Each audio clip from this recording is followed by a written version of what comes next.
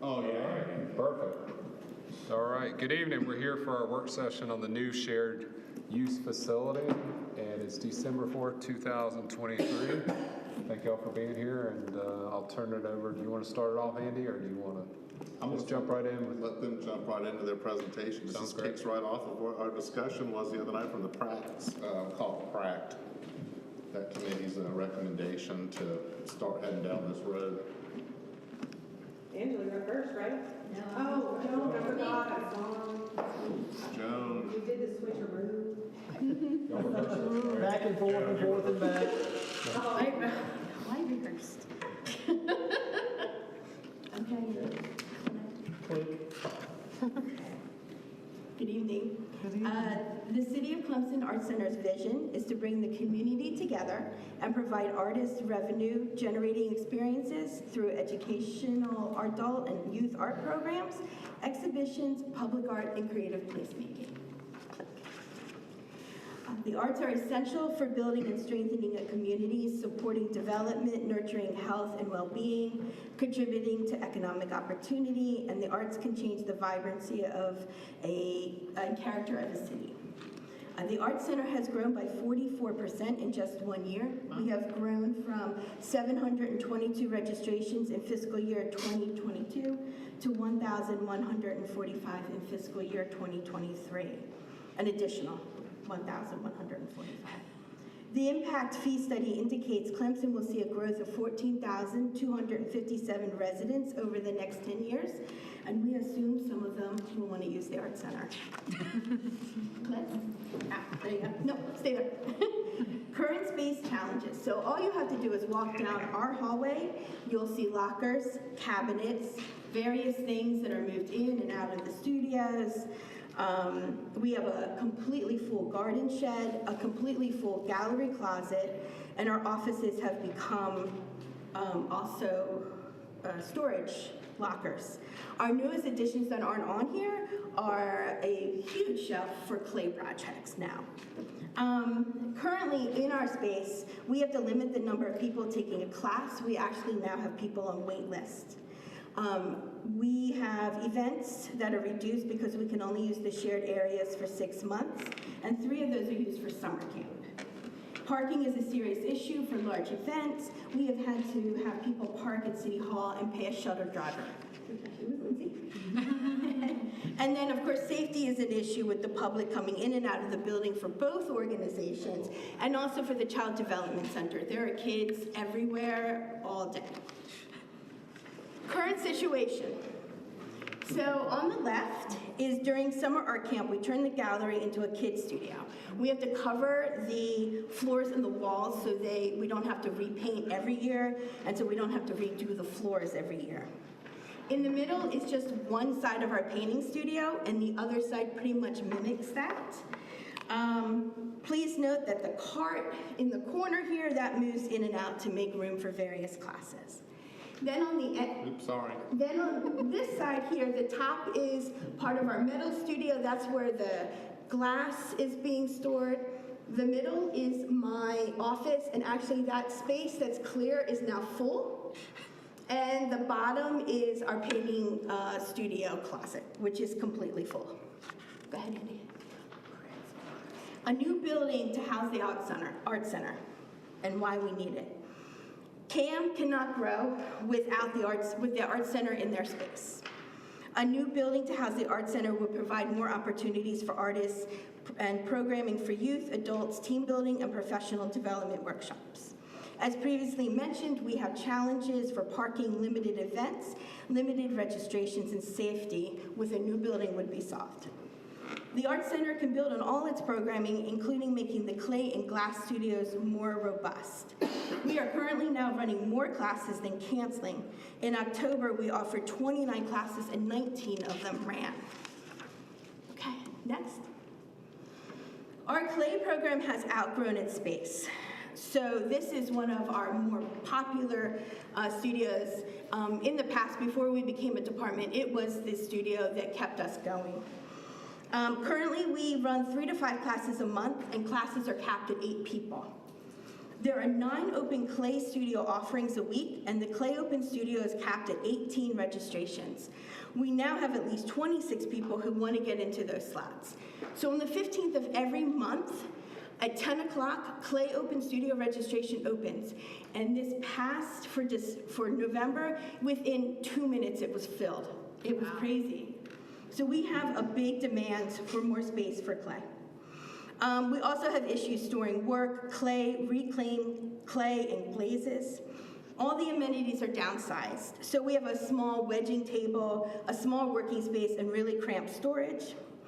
Outside, we have something called the Pugger, which reuses clay. So we have all this clay outside and a $5,000 piece of equipment sitting outside. The kiln should be 2 feet apart. And as you can see in the first picture there on the bottom, we have a glass kiln and 2 clay kilns there, and they are not 2 feet apart. A clay program with a new building would allow for storage for classwork, studio members, monitors, apprentices, a larger glaze library. We make all of our own glazes. We have glazes that no one else has. It would be a safer glaze lab with better storage for raw materials and much better ventilation. Safe storage for kiln, reclaimed clay, plaster bats, the Pugger, and a nice covered clay yard would be good. With a larger space, we could add 8 more wheels and run 2 beginning clay wheel classes. Currently, our revenue for 10 months would be an addition. If we had an additional 8 wheels, our revenue over the course of 10 months would be an additional $11,760. We would be able to have all the people be in the open clay studio, and that would be an additional $1,920 a year. And the expense would be about $200 to $300. Okay, so a quick question is, and how much does a kiln cost? $5,000. Okay, so- anywhere from $5,000 to $10,000, depending on the kiln. So over the course of 5 years, it would pay for itself, roughly? Give or take. Next. So with a new building, in our other studios, we can have adult multimedia studio housing painting, printmaking, fiber, and drawing. We can have an enhanced metal working studio, 3 large closets for storage, a youth studio, a dedicated gallery space, and a nice lobby area. We can also be the first community arts center in the upstate with a glass studio. We are already offering stained glass and fused glass. We can offer flame working and glass blowing with mobile furnaces. With a new space, we can give the Clemson community and beyond opportunities that cannot be found in surrounding art centers. Thank you.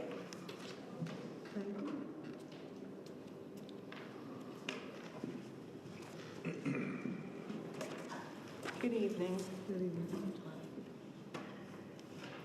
As eloquently stated by my colleague Joan Phillips of the Art Center, our current situation is dire. CAM cannot grow with the current setup. CAM is a major tourist destination for the city of Clemson and Pickens County, and we are committed to telling our shared stories more completely and inclusively. In the past 2.5 years, CAM has positioned itself as the center of the community by providing a venue for civic engagement, educational, recreational, and cultural programs. The creation of a Black Heritage Trail interweaving the shared history with the cities of Clemson, Seneca, and Clemson University is a crowning gem for the upstate tourism in 2025. Receiving a federal grant from the Institute for the Museum and Library Services to collect oral histories also shows the importance of our cultural heritage that needs to be preserved. Many people have a renewed interest in history, especially since we will be celebrating the nation's 250th anniversary in 2026. At that time, we will have completed our Black Heritage Trail, and we will be finishing up on our oral history project, which will complement all the renewed interest in local history.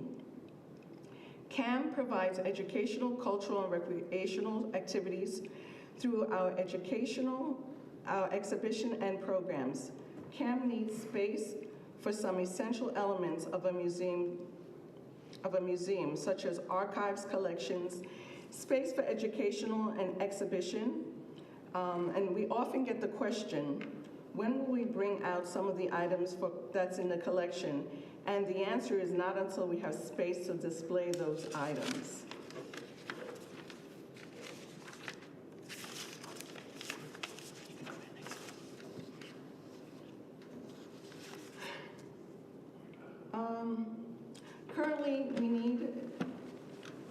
Currently, when we need to build an exhibition, Felicia, the museum assistant, takes home the project and brings it back completed. Pre-interviews and recordings, you know what? Yeah, that's the right place, sorry. Pre-interviews and recordings for the oral history is extremely difficult in this space because of the noise level, children going to lunch, conversations in the hall, that makes it extremely difficult to record. Office space for staff. Currently, our staff consists of interns, project coordinators for the oral history project. They tend to set up in the museum, and when someone comes to visit, they leave the space and then come back when people are gone. So with all the accomplishment and growth, space is needed. I have a picture there where you could see Felicia, the museum assistant, is there trying to give a tour, and you have the children going into the lunchroom for their meal. Disconnected space staff offices. Museum is housed in one small room. The semi-permanent exhibition in the hall creates a flow issue when there are tours, as that picture shows. User conflict among tenants in building, non-complementary uses. Limit to what can be displayed from the collection. Exorbitant amount of work to move tables and chairs for each program. Limited use of when and what time of the day we have access to the space. And as Joe mentioned, we split the gallery 6 months at a time so that we can provide exhibitions. She has an art show, and I usually have the African art show. CAM has no programs in the summer because of the art camp. There's just so many kids in there, and it just doesn't make sense to plug the space with other activities. We can't have simultaneous programs because of the noise level. And as I mentioned earlier, we can't conduct oral histories in that space because of the echo in the space. And then if anyone's ever been in the actual museum, we have the vents overhead, and they click on and off regularly. And we are currently spending about $10,000 a year for off-site storage for our collection, artwork, and display cases. I guess, is there one more picture after this? So, we have curated our exhibition to use all the space that's available for us. The hallway is our the hallway, we have our semi-permanent exhibition. In the room, the museum space itself, there's about 425 square feet.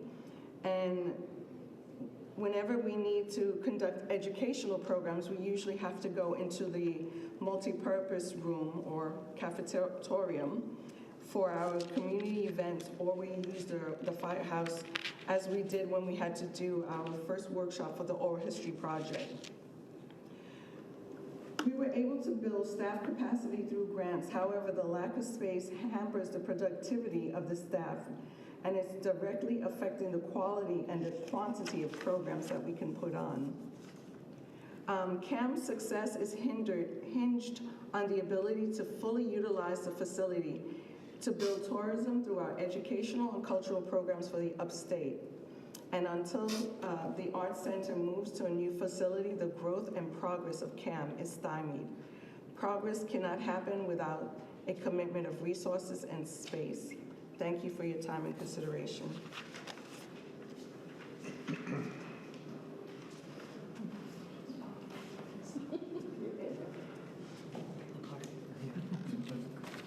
She didn't get to talk about the cart.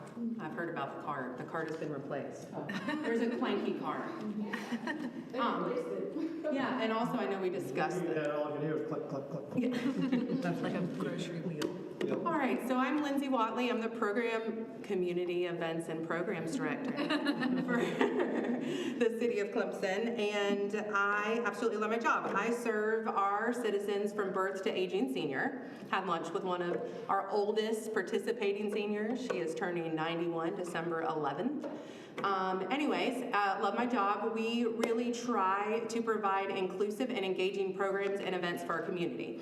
So when this project and presentation came to me, I was so excited because I got to think about all the potential of what I could do for our community and the people that we serve and how I can better serve them. Perfect. So our impact. We serve over 13,000 people a year in our programs and events, and this doesn't include youth athletics, so that's just me and Ms. Faith Ray. The community programs, we gained one team member, which is awesome, but it didn't really solve any problems when it comes to operating space. So that is our only really big hardship that I can complain about at this point, is the fact that anytime I run anything, I have to collaborate with someone else. My office is a tiny little office, and both of us share our office, and it is not fun to run programs in there, so I have to find somewhere else to do that. And one of the wonderful things about collaborating with community partners is that that requires the energy to build relationships with them. And so often that requires even more effort than having your own space. For example, you can click to the next page. We had senior bingo. I'll talk about this in a minute, but we had senior bingo, and we got to the space, and the floors were not mopped. So in addition to putting the tables up and getting ready for 80 people, I had to ask the fire department I love them. It's not their job to clean it, by the way. I'm not dissing the fire department, but had to get a mop and had to mop the floor in addition to all the things that I do without complaint. So our reality is if you go right now to Nettles Park and look in the Trailblazer, it is full to the brim. So I can't ride in it. Faith will be driving it alone over there, and I'll be unloading it. And that is us in the Blazer with all of our stuff. If you see my lap there, I'm not driving, by the way. It is a cotton candy machine and a crock pot from Halloween. So that's a real life picture of the things that I move to and fro. The bottom picture there is a movie event where we pulled the mobile rec there, and it's awesome. It has served its purpose. There's tons of stuff in there to do. We have to pull everything out, organize everything. Then on the right there's the fire station, which is a space that we use, and every bingo we have to load everything in there, have to load all the tables, have to cover the tables, have to decorate. We have to make it the North Pole when we had cookies, which was fun. So we do all of that, and basically I'm here to say we have no home. So that's the point of that slide. And so why do we feel it's a good thing to invest in a multi-purpose large indoor space for us to allow community programs and events so we can grow safely? And we'll talk about that in a little bit, but we've really reached a point where it's becoming unsafe to run programs in the community room. The mayor can attest to this. He was there the other day to our numbers. It also will allow us to have longevity of the equipment that we have. So we have some issues with our storage space, which you can see down there, and we'll talk about that in a minute. Me and Faith share an office. We do enjoy each other's company, but it would be lovely to have a little more space. And it would also allow me to have a better schedule for our citizens and our participants, because right now I work around other people's schedule. So like at the rec center, I'm only given really one slot that I can do fitness in, and that's just what you have to do. And we don't have to schlep things to and fro. So our main problems I want to solve is to have a permanent location for programs. This also will reduce the amount of marketing needed, efforts I need, because one of the big things about marketing is where, who, what, when, where, and why. So if we have one central location, everybody knows when we're having a city event that Lindsay puts on or Parks and Rec puts on, it's going to be at the event space. We have outgrown our programs. We had to rent the Best Western for our senior luncheon because we'll have between 90 and 100 people at that event, and the capacity for the community room is 99 standing. We are also unable to expand because our storage is pretty sketchy. So if you look up there, there's a tower. It used to be a restroom at Nettles Park, and I didn't mention this to the practice people, but it floods on the bottom, and that's one of the reasons it was converted into storage. So if it rains really heavy, everything on the bottom gets wet. But if you go up on the tower, we have mice. We've tried really hard to get rid of them, but they leave feces all over, and I have to clean everything very thoroughly before camp. And then we also had a vandal who decided to take a fire extinguisher and spray all of my supplies and materials. So those are just some of the things that I deal with. That would be great to have my own storage area that's in a building that I can keep my eyes on and know, hey, I've got a craft closet, and I know what's in there, and this is what's in there, and I can use it, and this is where all my Christmas stuff is and that. So that would be lovely. When it comes to outgrowing our spaces, this number went up. So senior bingo Friday. It's 81 people, seniors were in there, not people. So that's 81 seniors. We had 4 PRTM volunteers, the mayor, me, and Faith Ray. So that's a lot of people. And if you look at the wall, it says 99, and after talking to a friend who's a fire marshal, he told me that really, if you do the math, 99 is standing, it's really supposed to be 15. Like, you take that number and you divide it by 5, the square foot, and that's standing, but if there's a table, it's really supposed to be divided by 15. So I'm not gonna say anything to incriminate myself, but just letting you know, we're kind of getting to the point where, you know. Okay. What else? Senior fitness. We have put in a 3rd row of yoga mats there. You can see there. That's a popular program. We have between 24 and 30 people every Friday.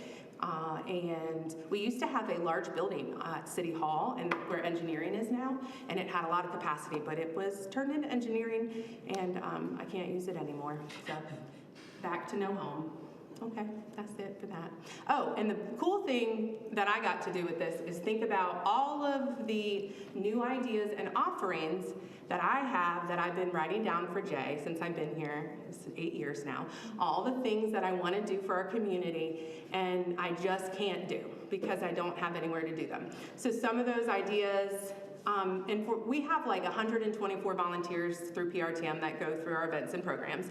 And we're kind of running out of opportunities for them, and I would love to do more. Like for the parade, we have 30 coming because they need more opportunities. So things like a parent and little people class, like a toddler tumble class, a mommy and me fitness class for crawlers.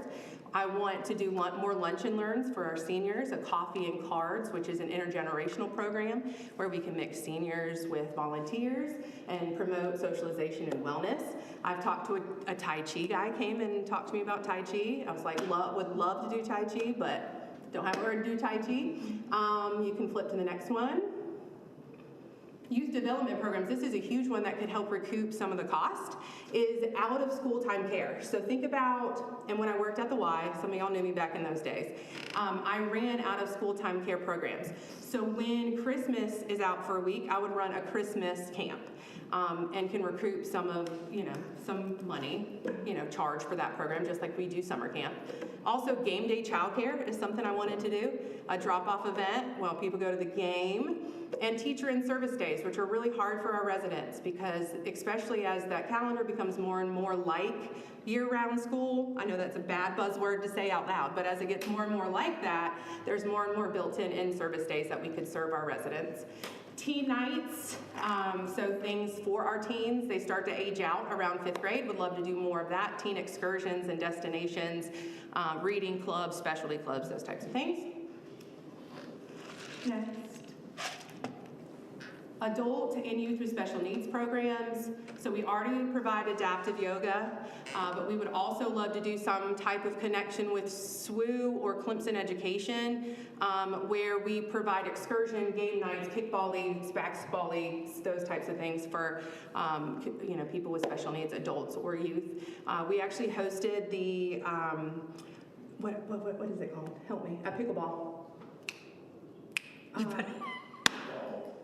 The pickleball people used our courts. They came and talked to me about using the pickleball. Who were they? Anyways, it was a pickleball group that they taught pickleball. That's why we have the pickleball, the president's daughter. Yeah, it does. Clemson Life. Clemson Life. Yes. Good for life. Sorry, moving on. Pickleball. So would love to do stuff like that if we had the ability to do that. All right, next. Sorry, guys.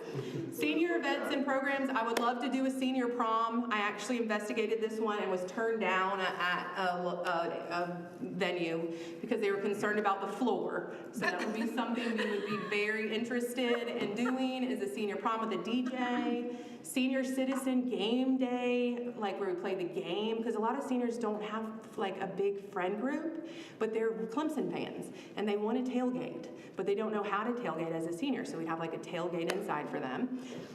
Trail projects that are around the event space, so we'd use that for camp. We could do like creek fishing and hiking. We could do, I worked, before I came to this area, I worked at Saluda Shoals, which is over in the Columbia area, and they have like an equine therapy, and they have horse trails, and so that's all kind of stuff I would love to do. Plus a haunted trail during Halloween, where we go on like, you know, a hayride and incorporate the drama people.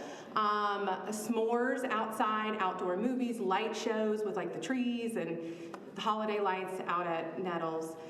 Stuff in an outdoor amphitheater I would love, outdoor theater productions, talent shows, pop-up food trucks. So give me a space and I will be happy to get working on ideas.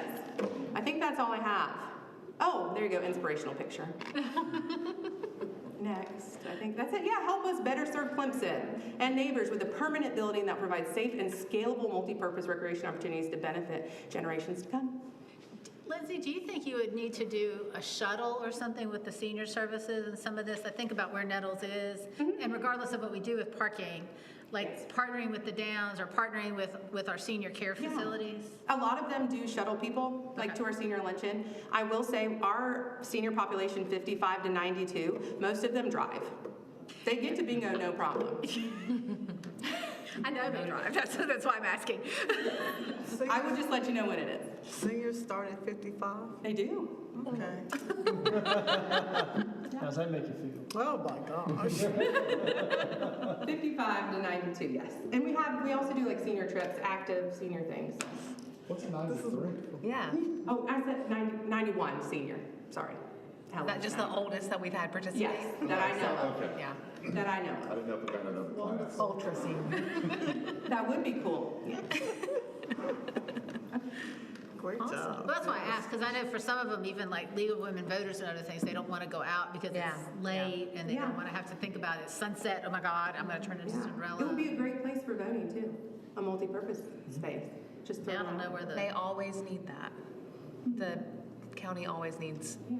multi-purpose areas. It would be cool to get a shuttle. That's something that Helen's talked about, is getting some type of cabless route.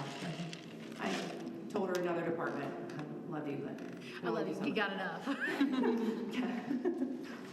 Okay, thank you for your time. Thank you. Thank you. Well, where we left off on it was working with the consultant who's doing our Parks and Rec master plan, having him,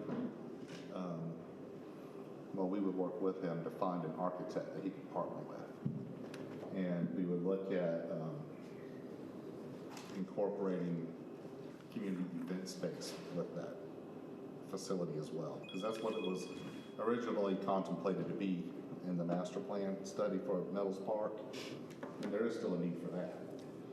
So we're going to get with Austin, try to develop some kind of a selection process to find that partner architect, because that's going to be the person who's going to take you from the very beginning to the end.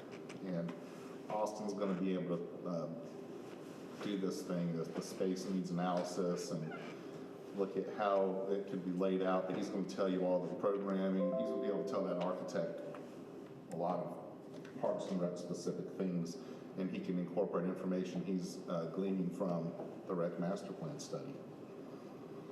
So we can run them kind of concurrently at the same time. Remind me in the master plan, and Angela and Joan, is what happens to that building, to your building? In the master plan, is the plan to turn it into just the African American Museum? Okay. It's kind of like dominoes. Until you put that building in there that the art center and activities can move into, then the museum can't move forward, so you, But the child development center will still remain. yeah. Then And will we still have the sharing of the space in the cafeteria? That still will be something we still have to do? Okay. That's what I was going to ask you. It gives me a little bit of heartburn, knowing that, number one, I know there's connections to that building, but it's really hard to get to. You can't see it. You grow your program, you're going to run into the same issues. There's not parking back there and those kind of things for programs that you have there. That site is so limited that while you'll have the extra space inside, being able to get people there, park people conveniently, have people know where it is, that part of it, That's why I wondered if not yeah, expanding and the you're whole. still sharing some space. You're still going to have those things where, kids are coming through while you're trying to take a tour if it happens to be during a time. I don't know if that's a non-starter for, the simple fact is now you're a department of the city now instead of a nonprofit and that kind of thing. I'd just like us to have the option of what it would look like if the African American Museum was to move to a more visible site that's more accessible and those kind of things, because I think that's what I would be really nervous that we do this, Yeah. and your success will kill you immediately, and in 3 years, knowing you with the way that you've come in and jumped in and that kind of thing, in 3 years, going to be back saying, guess what, we've outgrown the space again. So I think if we're working with, Austin's going to come up with the space standards and based on need and all that kind of stuff and population and what we're trying to do in programming. If we look at locations and think about some like creative ways that we can potentially, are there other opportunities to tie to some piece of African American history in Clemson and create something again that's not in one of the hardest places to find in Clemson. That's what I wondered, Yeah. because then the Child Development Center could have the whole building, and if we're talking about growing, is that a better use of that space?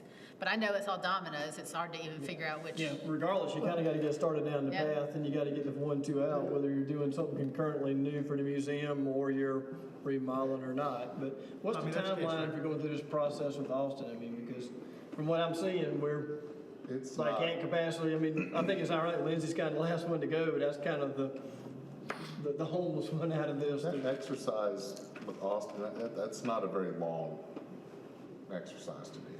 Okay, so do we have a rough timeline for when we'll be, or can we get one? Once we get everyone procured and partnered up, I would think it'll only take them maybe 3 or 4 months.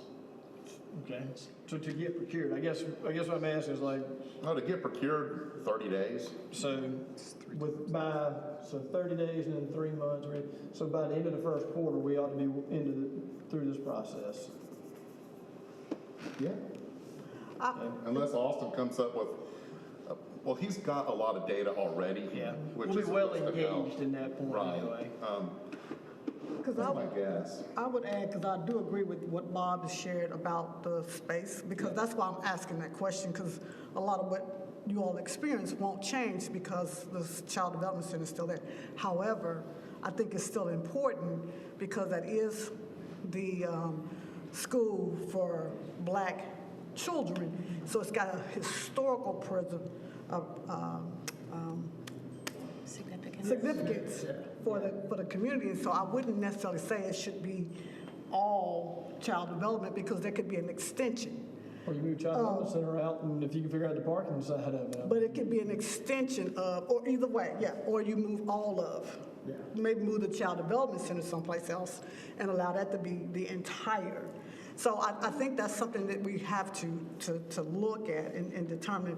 But I think it still has to be an extension because the historical significance of that building is so critical. So we don't want to lose that. So I would not want that to be forgotten or go away. And maybe if the museum ended up somewhere else, there's still a space in that school that's Right. on the tour. Right. It's on the That's stop. part of it. There's a place that interprets that history in that school. That could be, or child development, and that's what the architect, I think when we get to this point, when we're working with an architect, we need to have 3 or 4 options that show all those moving parts with the museum there, so. And I think also, the other piece that I did mention is that the Black Heritage Trail is going to be part of that site.